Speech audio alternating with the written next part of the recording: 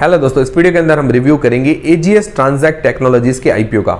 ये दोस्तों IPO open होने जा रहा है 19 जनवरी को। 19 जनवरी को ये आईपीओ ओपन होने जा रहा है और साल 2022 का ये सबसे पहला आईपीओ होने वाला है। और साल 2022 का सबसे पहला तो आईपीओ है और ए नाम से भी इसकी शुरुआत हो रही है। और दोस्तों साल का सबसे लास्ट जो आईपीओ था सीएमएस इन्फो का आईपीओ, और सीएमएस इन्फो का आईपीओ जो कैश मैनेजमेंट की कंपनी थी, उसी के सिमिलर ये एजीएस ट्रांजैक्ट टेक्नोलॉजी कंपनी है। पर दोस्तों ये इसके कुछ जो सेगमेंट है, मेन तो इसका सेगमेंट कैश मैनेजमेंट का है, पर इसका कुछ सेगमेंट जो है सीएमएस इन्फो सिस्टम से अलग है। तो इस वीडियो को ध्यान से देखिएगा ताकि आपको समझ में आ सके कि ये कंपनी काम क्या करती है।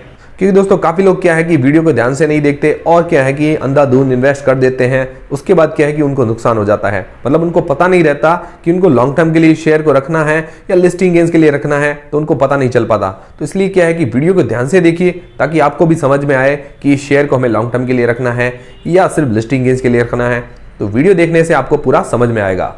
तो दोस्तों इस वीडियो के अंदर हम सबसे पहले बात करेंगे इसके आज की तारीख में ग्रे मार्केट के प्रीमियम की, फिर दोस्तों बात करेंगे इस कंपनी की डिटेल्स के बारे में, मतलब ये कंपनी काम क्या करती है, और फिर दोस्तों बात करेंगे इस कंपनी के फाइनेंशियल और फंडामेंटल्स के बारे में, मतलब ये कंपनी फाइनेंशियली और फंडामेंटली मजबूत है या कमजोर कंपनी है, और फिर दोस्तों बात करेंगे इस आईपीओ की डिटेल्स के बारे में। और दोस्तों अंत में मैं आपको बताऊंगा कि इस आईपीओ में हमें अप्लाई करना चाहिए या नहीं करना चाहिए, और करना भी चाहिए तो लॉन्ग टर्म के हिसाब से करें या लिस्टिंग गेन्स के हिसाब से करें। तो दोस्तों वीडियो शुरू करने से पहले अगर आपके पास डीमेट अकाउंट नहीं है तो फ्री में डीमेट अकाउंट बनाने की जो लिंक है वो डिस्क्रिप्शन के अंदर है।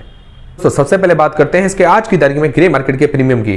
तो दोस्तों इसका जो आज की तारीख में ग्रे मार्केट का प्रीमियम चल रहा है 20 रुपए पर शेयर, मतलब एक शेयर पर हमें 20 रुपए फायदा बता रहा है। अगर इसका जो लॉट साइज वगैरह देखें तो उस हिसाब से इसका जो ग्रे मार्केट का प्रीमियम लगभग 10% के आसपास का चल रहा है, काफी कम है इसका ग्रे मार्केट का प्रीमियम। और दोस्तों ये 85 शेयर्स का लॉट है, मतलब 85 शेयर का ये लॉट है। 20 × 85 करते हैं तो लगभग 1700 रुपए हमें एक लॉट पर आज की तारीख में फायदा बता रहा है, जो कि देखा जाए तो काफी कम है, मतलब 10% के आसपास का लिस्टिंग गेन्स हमें देखने को मिल रहा है।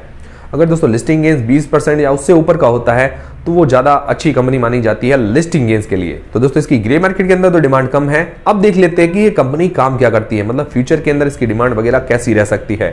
तो दोस्तों ये कंपनी जो मेनली काम करती है कैश मैनेजमेंट का और इसके अलावा बैंकिंग ऑटोमेशन का। तो दोस्तों इसके जो सेगमेंट है banking automation, payment solution, cash management, retail automation, fuel retail automation, colour automation, transit and told, ये सारी जो सेगमेंट है इसके अंदर ये कंपनी काम करती है। मतलब कैश मैनेजमेंट और बैंकिंग ऑटोमेशन के अलावा और भी काफी सारे सेगमेंट है उसके अंदर ये कंपनी काम करती है। इसीलिए ये जो सीएमएस इन्फो का आईपीओ आया था उससे ये कंपनी थोड़ी सी अलग हो जाती है। मतलब इसका जो प्रोडक्ट पोर्टफोलियो है थोड़ा wide range of product portfolio है, डाइवर्सिफाइड प्रोडक्ट पोर्टफोलियो है, मतलब एक चीज पर डिपेंडेंसी नहीं है, अलग अलग चीजों पर डिपेंडेंसी है। इसके कारण क्या है कि कंपनी थोड़ी सी मजबूत हो जाती है।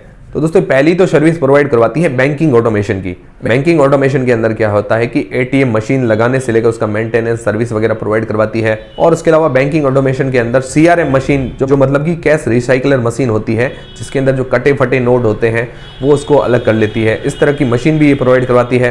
फिर दोस्तों करेंसी टेक्नोलॉजी, जिसके अंदर जो क्या है कि लार्ज अमाउंट ऑफ कैश आता है, मतलब एक साथ लार्ज अमाउंट ऑफ कैश आता है तो उसको क्या है अलग करना, मतलब छांटना, एकदम सॉर्टनिंग कर देती है, मतलब 100 के नोट अलग, 200 के नोट अलग, 500 के नोट अलग, और इसके अलावा उसके बंडल वगैरह बनाना, इस तरह की मशीन भी ये इंस्टॉल करके देती है, मेंटेनेंस करती है, उसके अलावा सर्विस प्रोवाइड करवाती है। फिर दोस्तों इंटेलिजेंट कैश डिपॉजिट, मतलब जो कैश डिपॉजिट की जो मशीनें होती हैं वो उस तरह की मशीनों की भी इंस्टॉलेशन, मेंटेनेंस और सर्विस वगैरह प्रोवाइड करवाती है। और इसके अलावा hardware and software upgrade facility वगैरह भी प्रोवाइड करवाती है। तो इसका जो प्रोडक्ट पोर्टफोलियो मुझे काफी अट्रैक्टिव नजर आ रहा है, मतलब एटीएम के अलावा भी और भी काफी सारी जो मशीन्स वगैरह है उसकी ये इंस्टॉल करके देना, मेंटेनेंस और सर्विस वगैरह ये प्रोवाइड करवाती है। जो ये बैंकिंग ऑटोमेशन की सर्विस प्रोवाइड करवाती है इसकी एक सब्सिडियरी कंपनी है नोवस टेक्नोलॉजीज, उसके ये पूरी इसके अंडर में, नोवस टेक्नोलॉजीज पूरी एजीएस के अंडर में है, तो उसके थ्रू ये अपनी सर्विस प्रोवाइड करवाती है। ये इंडिया के अलावा श्रीलंका है, सिंगापुर है, फिलीपींस है, कंबोडिया है, तो इस तरह के देशों में भी अपनी ये सर्विस प्रोवाइड करवाती है। फिर दोस्तों दूसरी चीज पेमेंट सॉल्यूशन और कैश मैनेजमेंट। पेमेंट सॉल्यूशन के अंदर ये ओमनी चैनल सॉल्यूशन प्रोवाइड करवाती है, मतलब कैश और डिजिटली दोनों सॉल्यूशन ये प्रोवाइड करवाती है, जिसके अंदर बैंक के अलावा और भी बड़े बड़े जो कॉर्पोरेट्स हैं उनको भी अपनी सर्विस वगैरह प्रोवाइड करवाती है।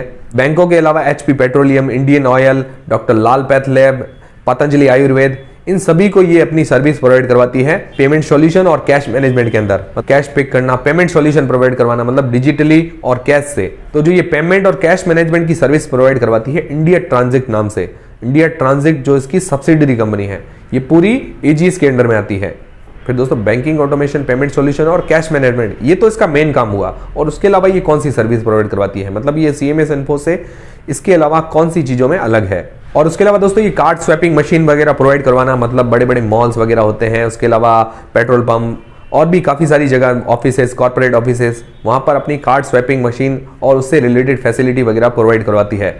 और इसके अलावा एक और सर्विस प्रोवाइड करवाती है, फास्टलैन नाम से इसकी सर्विस आती है, जो कि एचपी पेट्रोलियम मतलब हिंदुस्तान पेट्रोलियम है उसके साथ मिलकर ये काम कर रही है, जिसके अंदर कार्डलेस, कैशलेस और कॉन्टैक्टलेस फ्यूल सॉल्यूशन प्रोवाइड करवाती है। मतलब इसके अंदर क्या होता है कि ये एक अपनी ऐप प्रोवाइड करवाती है फास्टलैन नाम की, और इसके अंदर क्या है कि हमारे कार के अंदर एक स्टिकर लगता है, मोबाइल के अंदर सेट कर देता है कि हम जब भी एचपी के पेट्रोल पंप पर आएंगे तब हमारे 1000 रुपये के आसपास पेट्रोल भरना है, और ये हम लिमिट सेट कर देते हैं। ऐसा हम किसी भी गाड़ी के अंदर कर सकते हैं, मतलब जो बड़ी बड़ी कंपनीज होती हैं जिनके पास काफ़ी सारे ट्रक होते हैं, हजारों ट्रक होते हैं, हजारों कारें होती हैं इस तरह की, तो क्या है कि उनकी फ्यूल सॉल्यूशन वगैरह प्रोवाइड करवाना होता है, तो ये कंपनी काम करती है। जिसके अंदर इसकी एक ऐप आती है फास्टलैन नाम से, और उसके अंदर हम रिचार्ज करवा सकते हैं, मतलब उसका मोबाइल वॉलेट होता है, उसके अंदर रिचार्ज करवा के, और फिर क्या है कि हमारे फिक्स अमाउंट भर देते हैं कि ये गाड़ी के लिए इतना पेट्रोल हमें फिक्स भरना है। तो क्या है कि पेट्रोल पंप पर जाकर डायरेक्टली वो जो उसके ऊपर स्टिकर लगा हुआ होता है वो डिटेक्ट कर लेती है, उसके बाद डायरेक्टली उसके अंदर वो फ्यूल भर देते हैं। इसके अंदर हमें कुछ करने की भी जरूरत नहीं रहती, और फिक्स अमाउंट में हमारा जो फ्यूल है वो भर लेता है, और उसके अलावा स्टेटमेंट वगैरह हमें सीधा मोबाइल पर मिल जाता है, और उसके अलावा फ्यूल की चोरी वगैरह भी नहीं होती है। और फिर दोस्तों फ्यूल की क्वालिटी इंश्योर करने के लिए एक चिप होती है, मतलब इसकी चिप लगती है फास्टलैन की, जो कि जहाँ से हम पेट्रोल भराते हैं उसके ऊपर एक चिप लगती है। तो क्या है कि फ्यूल की क्वालिटी वगैरह भी इंश्योर हो जाती है, मतलब कौन सी कार में किस टाइप का फ्यूल भरना होता है, मतलब पेट्रोल भी अलग अलग आते हैं, डीजल भी अलग अलग क्वालिटी के आते हैं, तो किस टाइप का किस क्वालिटी का फ्यूल भरना है तो उसको भी ये मेजर कर लेता है। तो फास्टलैन इसके ऊपर भी काम कर रहा है। फिर दोस्तों ये तो हुआ एजीएस जो फ्यूल सॉल्यूशन पर काम कर रही है। उसके अलावा एजीएस जो काम करती है ऑटो टिकट फेयर कलेक्शन, मतलब जो ऑटोमेटिकली टिकट के पैसे कलेक्ट करना, उसके अलावा टिकट वगैरह प्रोवाइड करवाना, तो इसके ऊपर भी काम कर रही है, मतलब हार्डवेयर और सॉफ्टवेयर दोनों पर काम कर रही है। दोस्तों जनरली आपने देखा होगा कि अगर आप मेट्रो में सफर करते हैं तो हमें टोकन वगैरह मिलती है। दिल्ली मेट्रो के अंदर अगर आपने सफर किया है तो टोकन वगैरह मिलते हैं, तो उसके ऊपर ये कंपनी काम कर रही है, मतलब ऑटो टिकट फेयर कलेक्शन पर काम कर रही है। अभी जो पंजाब बस मेट्रो है उसके अंदर इसका जो ऑटो टिकट फेयर कलेक्शन लगा हुआ है, कोची रेल मेट्रो सिस्टम है उसके अंदर भी इसका ऑटो टिकट फेयर कलेक्शन वगैरह लगा हुआ है। तो दोस्तों इसके हार्डवेयर और सॉफ्टवेयर दोनों पर इसकी कंपनी काम कर रही है।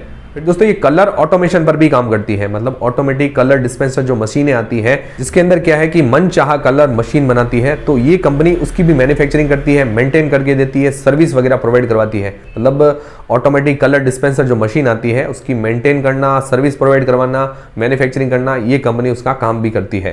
तो इसके अंदर जो इसके कस्टमर है कंसाई नेरोलैक, मतलब जो नेरोलैक बड़ा ब्रांड है वो इसका कस्टमर है, बर्जर पेंट है वो भी इसका कस्टमर है, और इंडिया के अलावा श्रीलंका, नेपाल, बांग्लादेश में भी इसकी मशीनें जाती है। और अभी तक ये 88,521 मशीनें लगा चुकी है टोटल, मतलब कलर डिस्पेंसर की जो मशीनें हैं 88,521 मशीनें ये लगा चुकी है। और दोस्तों ये कैश मैनेजमेंट के अंदर सेकंड लार्जेस्ट कंपनी है।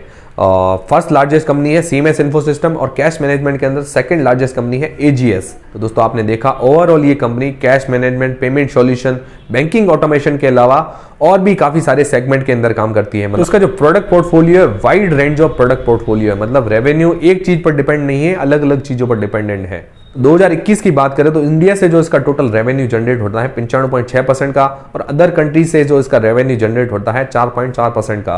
और अब दोस्तों इसके फाइनेंशियल और फंडामेंटल्स देख लेते हैं, मतलब ये फाइनेंशियली कमजोर कंपनी है या मजबूत कंपनी है। तो दोस्तों 2019 से 2021 तक देखें तो इसके जो टोटल एसेट्स हैं वो लगातार बढ़ रहे हैं। और दोस्तों बात करें इसके रेवेन्यू की, 2019 से लेकर 2021 तक जो इसका रेवेन्यू है वो थोड़ा सा घटा है, मतलब तो स्थिर है इसका रेवेन्यू। इस रेवेन्यू के अंदर हमें ग्रोथ देखने को नहीं मिली है पिछले 3 सालों के अंदर।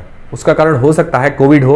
और दोस्तों इसके प्रॉफिट की बात करें तो 2019 के अंदर जो इसका टोटल प्रॉफिट था, मतलब टैक्स वगैरह काटने के बाद 66.1 करोड़ रुपए का, 2020 के अंदर 83 करोड़ रुपए का, और 2021 के अंदर जो इसका नेट प्रॉफिट है 54.7 करोड़ रुपए का।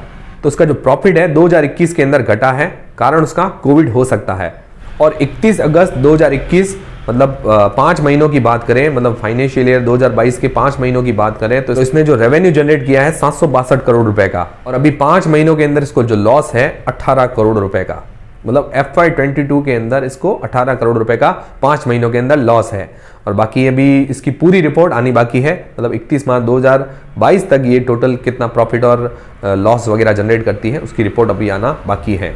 तो ओवरऑल फाइनेंशियली देखें तो FY21 तक ये कंपनी प्रॉफिट के अंदर है। और बाकी दोस्तों CMS इन्फो की बात करें तो CMS इन्फो जो कंपनी है वो कंपनी अभी भी प्रॉफिट के अंदर है और FY21 के अंदर भी प्रॉफिट में थी। तो दोस्तों फाइनेंशियली कंपनी ठीक ही नजर आ रही है, इतनी भी कमजोर नहीं है। और दोस्तों बात करें इसके पीई की तो ये 38.46 के पीई पर लिस्ट होने जा रहा है और CMS इन्फो का जो पीई लगभग चल रहा है 27-28 के आसपास। तो CMS इन्फो से थोड़ी एक्सपेंसिव वैल्यूएशन पर ये लिस्ट होने जा रहा है। फिर दोस्तों आईपीओ की डिटेल्स के बारे में बात करते हैं तो ये आईपीओ ओपन होगा 19 जनवरी को, उसकी क्लोजिंग डेट है 21 जनवरी को। फिर दोस्तों जो आईपीओ का प्राइस बैंड रखा गया है 166 रुपए से लेकर 175 रुपए के बीच में, एकदम रीजनेबल प्राइस बैंड नजर आ रहा है इसका। और दोस्तों इसके लॉट साइज की बात करें तो 85 शेयर का लॉट है, तो एक लॉट के अंदर मिनिमम हमें 14,875 रुपए इन्वेस्ट करने पड़ेंगे। और रिटेल कैटेगरी के अंदर 2 लाख के अंदर में हम मैक्सिमम 13 लॉट अप्लाई कर सकते हैं। और दोस्तों ये आईपीओ BSE और NSE दोनों पर लिस्ट होगा। और दोस्तों इस आईपीओ का जो इश्यू साइज रखा गया है 680 करोड़ रुपए का। ये पूरा आईपीओ जो है ऑफर फॉर सेल के अंदर होगा, मतलब जो प्रमोटर्स हैं वो अपनी हिस्सेदारी पूरा इसके अंदर बेचेंगे। तो अपनी हिस्सेदारी बेचने से पहले जो इनका परसेंटेज हिस्सा होगा 58.23% का, और ऑफर फॉर सेल के बाद जो इनकी हिस्सेदारी रह जाएगी 66.07% की, मतलब 66.07% की इनकी हिस्सेदारी रह जाएगी ऑफर फॉर सेल के बाद, जो कि देखा जाए तो बहुत अच्छी बात है। मतलब 51% से ऊपर की जिनकी हिस्सेदारी रहती है प्रमोटर्स की तो अच्छी ही मानी जाती है, इनकी हिस्सेदारी रहेगी 66.07% की। और बाकी दोस्तों जो रिटेल कोटा रखा गया है 35% का। दोस्तों बात करते हैं इसके टाइम टेबल की, तो इस आईपीओ का जो अलॉटमेंट हमें पता चलेगा 27 जनवरी को, और अगर हमारे आईपीओ अलॉट नहीं होता तो रिफंड हो जाएंगे 28 जनवरी को। और दोस्तों अगर हमारे आईपीओ अलॉट हो जाता है तो शेयर हमारे डीमेट अकाउंट के अंदर आएंगे 31 जनवरी को, और इस आईपीओ की लिस्टिंग डेट है 1 फरवरी को। और अब दोस्तों बात करते हैं ओवरऑल इस आईपीओ में हमें अप्लाई करना चाहिए या नहीं करना चाहिए।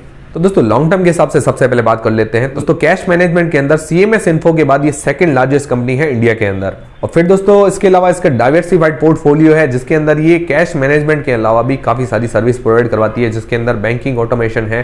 बैंकिंग ऑटोमेशन के अंदर भी काफी सारी मशीन वगैरह मेंटेन करना, इंस्टॉल करके देना, उनकी सर्विस प्रोवाइड करवाना, जो कि इसके लिए एक बड़ा प्लस पॉइंट हो जाता है। फ्यूल सॉल्यूशन के लिए फास्ट लेन सर्विस है, और उसके अलावा ऑटो टिकट फेयर कलेक्शन के लिए भी ये काम कर रही है हार्डवेयर और सॉफ्टवेयर पर।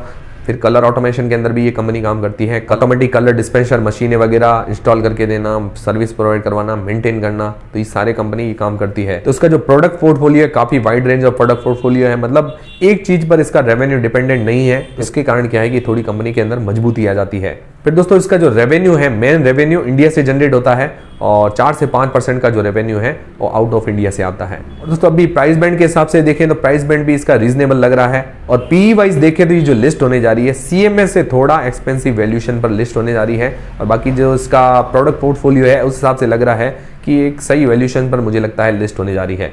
और दोस्तों फाइनेंशियली अगर देखें तो फाइनेंशियली थोड़े से कमजोर नजर आ रहे हैं, मतलब इतने भी कमजोर नहीं है, पर फाइनेंशियली देखें अगर CMS इन्फो से कंपेयर करें तो फाइनेंशियली थोड़ी सी कमजोर नजर आ रही है CMS इन्फो से। दोस्तों पेमेंट सर्विस के अंदर कैश के अलावा डिजिटल सॉल्यूशन भी प्रोवाइड करवाती है, जो कि इसके लिए बड़ा प्लस पॉइंट हो जाता है, क्योंकि आने वाला जो फ्यूचर है वो सारा डिजिटल ही होने वाला है। और दोस्तों अभी ये जो परफॉर्मेंस कर सकती है, जैसा CMS इन्फो सिस्टम का शेयर परफॉर्मेंस कर रहा है उस हिसाब से ये थोड़ा थोड़ा परफॉर्मेंस करेगी, और मुझे CMS इन्फो से थोड़ी अलग और हटके कंपनी नजर आ रही है। तो दोस्तों ओवरऑल देखें तो ये ठीक ही कंपनी नजर आ रही है। और बाकी दोस्तों लिस्टिंग एज के हिसाब से देखें तो अभी इसका जो ग्रे मार्केट का प्रीमियम काफी कम चल रहा है, मतलब 10% के आसपास का इसका लिस्टिंग एज है। तो लिस्टिंग एज के हिसाब से अभी ये आईपीओ सही नजर नहीं आ रहा है। और बाकी दोस्तों इसका जो फाइनल डिसीजन है, मुझे लगता है ये आईपीओ खुल जाए, मतलब 19 जनवरी को इसकी ओपनिंग हो जाए, उसके बाद मार्केट वगैरह इसको कैसा रिस्पॉन्स देता है उस हिसाब से हमें इसके अंदर कोई भी एक्शन लेना चाहिए, मतलब इसको खरीदना चाहिए नहीं खरीदना चाहिए। हमें 1-2 दिन इसका मार्केट का सेंटीमेंट वगैरह देखना चाहिए, मार्केट इसको कैसा रिस्पॉन्स देता है। तो अभी के हिसाब से मुझे लगता है इसके अंदर हमें वेट करके अप्लाई करना चाहिए। बाकी दोस्तों मैं आपको ग्रे मार्केट के प्रीमियम पर, सब्सक्रिप्शन पर, सभी पर आपको अपडेट देता रहूंगा, तो टेंशन लेने वाली कोई बात नहीं है। आपको रेगुलर अपडेट्स मिलते रहेंगे, बस आप बेल आइकन पर दबा के रखिए। अगर आपको नोटिफिकेशन फिर भी नहीं मिल रहा है तो आप हमारे टेलीग्राम चैनल को भी ज्वाइन कर लीजिए, इससे क्या है कि आपको सीधा नोटिफिकेशन वगैरह मिल जाएगा। तो दोस्तों हमारा वीडियो, हमारी जानकारी अगर आपको पसंद आई है, आपको समझ में आया है कि कंपनी काम क्या करती है, तो वीडियो को लाइक जरूर कीजिएगा, और दोस्तों चैनल को सब्सक्राइब कर लीजिएगा। ऐसे और भी जानकारी रिलेटेड वीडियोस हमारे चैनल पर आपको मिलते रहेंगे। मिलते हैं दोस्तों नेक्स्ट वीडियोस के अंदर।